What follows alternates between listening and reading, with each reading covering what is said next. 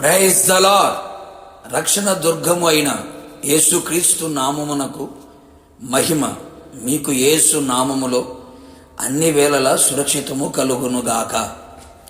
ఈ దినపు యేసయ్య జీవపు మాట.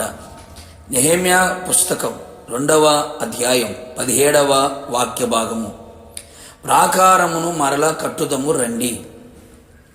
యేసయ్య నామం అనే బలమైన దుర్గములోనికి పరిగెత్తి సురక్షితమును, క్షేమమును, నెమ్మదిని, సంతోషమును, సమాధానమును, ఆశీర్వాదమును, ఆత్మానందమును, ఆత్మాభివృద్ధిని పొందుచున్న నీతిమంతులారా, ఆత్మీయ ప్రియ దైవ జనాంగమా, ఈ కడవరి దినములలో మనమందరము మన ఆత్మీయ స్థితిని మరింతగా స్థిరపరచుకొనవలెను. కోల్పోయిన ఆత్మీయ అనుభవాలని మరలా తిరిగి సంపాదించుకొనవలెను. పడిపోయిన ఆత్మీయ స్థితిని మరలా తిరిగి కట్టుకునే వారముగా నిలిచి ఉండాలి. ఆయన ఎంతైనా నమ్మదగిన దేవుడు, కృపగల దేవుడు. ఆయన పాదముల చెంత పశ్చాత్తాప్తులమై ఆయన కనికరము కోరిన ఎడల మరలా మనము తిరిగి కట్టబడి ఆశీర్వాదకరముగా నిలిచి ఉండేదము. ప్రభు రాకడ కొరకు సిద్ధపడేదము.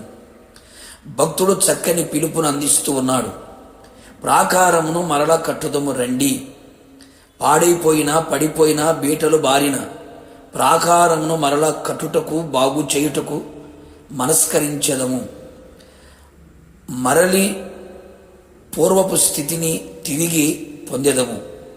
అవును, ఏమిటి ఆ ప్రాకారము అని ఆలోచించగలిగితే మన ఆత్మీయ స్థితికి దేవుడు అనుగ్రహించిన ప్రాకారములు కలవు. ప్రాకారము గల పట్టణములో ఆయన తన కృపను ఆశ్చర్యముగా చూపుచూ ఉన్నాడు.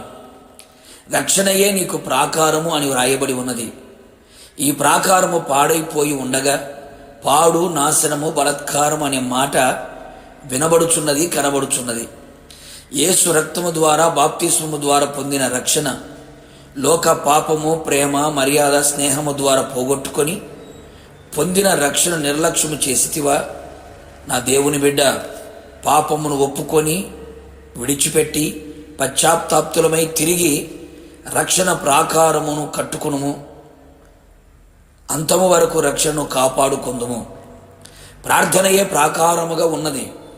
ప్రార్థించలేక సోమరిగా ఉన్నావా? తిరిగి ప్రార్థనలో ఉజ్జీవింపబడుము.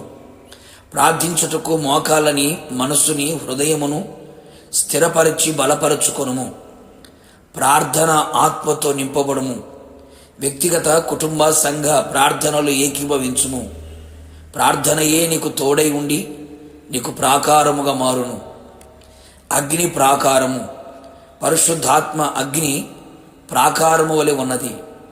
శత్రు మన మీదికి రాకుండా నిలిచి ఉండే అగ్ని ప్రాకారము. ఆత్మలో చల్లారిపోయి ఉన్నావా? ఆత్మను దుఃఖపరచుచున్నావా? ఆత్మచేత శారీరక క్రియలను చంపి ఆత్మానుసారముగా జీవించదము. ఆత్మదీపం వెలిగించదము. ఆత్మలో మరింతగా వర్ధిల్లదము. సేవకులే నీకు ప్రాకారము.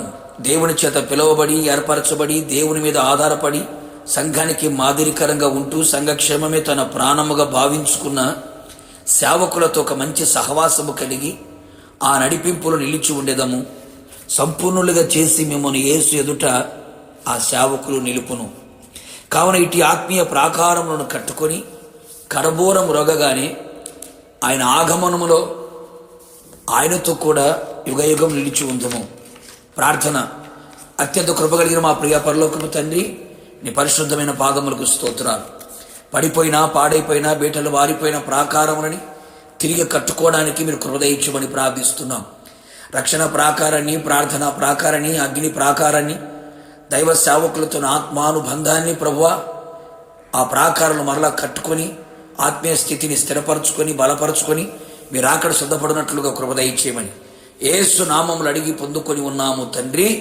ఆమేన్. నిశ్చయముగా మీరును మీ కుటుంబ సభ్యులందరూ ప్రాకారములను కట్టుకొని ప్రభు రాకడ కొరకు సిద్ధపడుదురుగాక. God bless you.